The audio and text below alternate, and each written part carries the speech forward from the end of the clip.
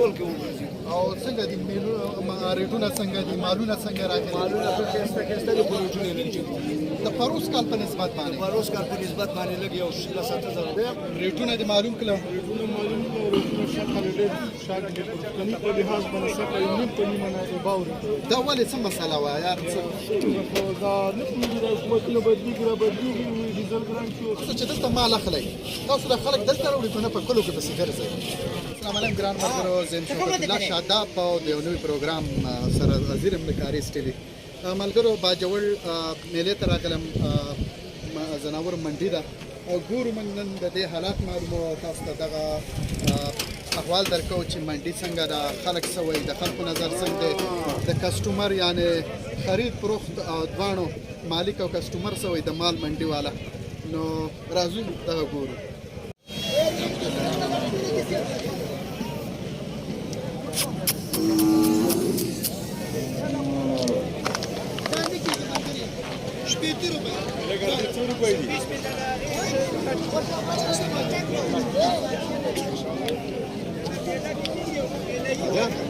دا ډیکوریشن پیسز دي ښه.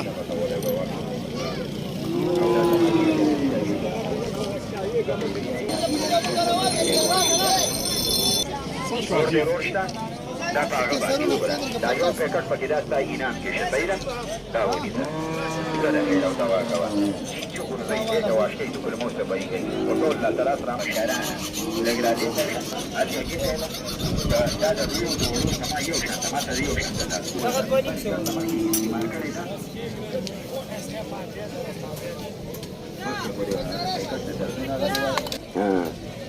لاول دا وږی وکړه په دغې ځان مو ډېړلې لکه د ټیکټره خو چې ورته ګورې کمزوری کمزوری چې ورته ګورې ګډوډ چې ورته ګورې وختي دماغ ورکه ورکه لږ دغه ورکه.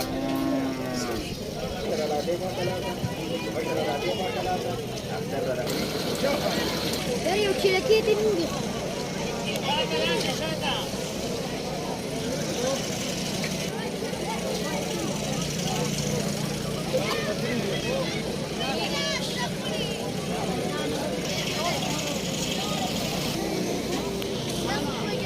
دا د ګډو محکمه ده ښه،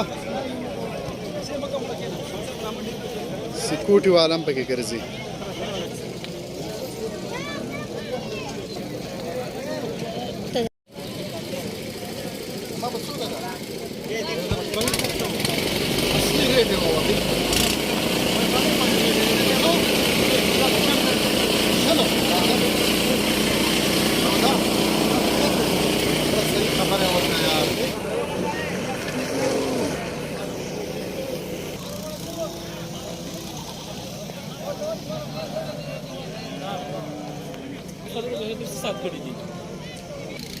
انشالله ماما کار روان دی ورګه ښه.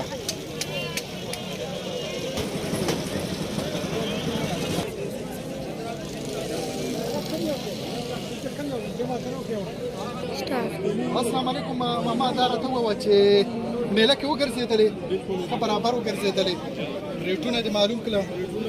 ریټونه دې معلوم کړه؟ ریټونه معلوم کړه. ریټونه شکل ډېر شاګ دي، کمی په لحاظ باندې شکل یې نیم په نیمه نه باوري. دا ولې څه مسله وه یار؟ څه دا نه پوهېږي، دا حکومتونه بدلېږي رابدلېږي، ډیزل ګران شو. ټول کې وګرځي. او څنګه دي ریټونه څنګه دي مالونه څنګه راغلي؟ مالونه ښه ښایسته ښایسته دي، خو ریټونه یې لږ دي. د پروس کال په نسبت باندې پروس کال په نسبت باندې لږ یو 7,000 روپیه. پټرول ګران شو، د هغې په وجه باندې مهنګایانې دي، خو چې کم شي له ورځې نو بس مهنګایي ده او ګراني ده دغه. بالکل.